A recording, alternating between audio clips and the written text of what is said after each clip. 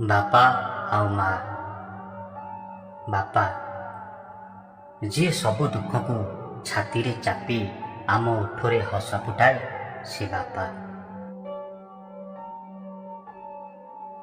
ଯିଏ ନିଜ ଭବିଷ୍ୟତକୁ ନିଜ ସନ୍ତାନ ପାଖରେ ଦେଖେ, ସେ ବାପା।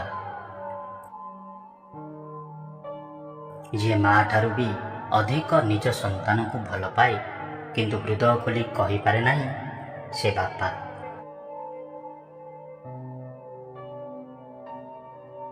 ଯିଏ ନିଜର ସାରା ଜୀବନ ପରିଶ୍ରମ କରି ନିଜ ସନ୍ତାନ ପାଇଁ ସର୍ବସ୍ୱ ଦାନ କରେ, ସେ ବାପା। ଯିଏ ପରିବାରର ଏମିତି ଏକ ସ୍ତମ୍ଭ, ଯାହାକୁ ଛାଡ଼ି ପରିବାର ଭାବିବା ସମ୍ଭବ ନୁହଁ, ସେ ହେଉଛି ବାପା।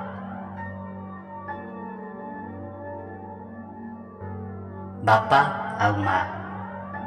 ଗୋଟେ କଥା ମନେ ରଖ, ଯେତେ ବନ୍ଧୁ, ସାଙ୍ଗସାଥୀ ଆଉ ସମ୍ପର୍କ ଗଢ଼, ସମସ୍ତେ ସୁଖ ବେଳେ ପାଖରେ ଥିବେ, କିନ୍ତୁ ଦୁଃଖ ବେଳେ କାହାକୁ ବି ପାଖରେ ପାଇବନି।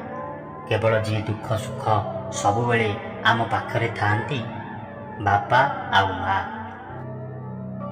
ବାପା ଓ ମା। ଏହି ପୃଥିବୀରେ ଦୁଇ ଜଣ ଜ୍ୟୋତିଷ ଅଛନ୍ତି। ଜଣେ ଯିଏ ମନର କଥା ବୁଝିପାରେ, ସିଏ ହେଉଛି ମା। ଆଉ ଜଣେ ଯିଏ ଭବିଷ୍ୟତ କଥା ବୁଝିପାରେ, ସେ ହେଉଛନ୍ତି ବାପା। ଘରର ବୟସ୍କ ବ୍ୟକ୍ତି। ଘରର ବୟସ୍କ ବ୍ୟକ୍ତି ହିଁ ଘରର ମୂଳ। ସେମାନଙ୍କ ଆଖିରୁ କେବେ ଲୁହ ବୋହିବାକୁ ଦିଅନ୍ତୁ ନାହିଁ, କାହିଁକି ନା ଯେଉଁ ଛାତରୁ ପାଣି ଝରେ, ସେ ଘରର କାନ୍ଥ ଧୀରେ ଧୀରେ ଦୁର୍ବଳ ହୋଇଯାଏ।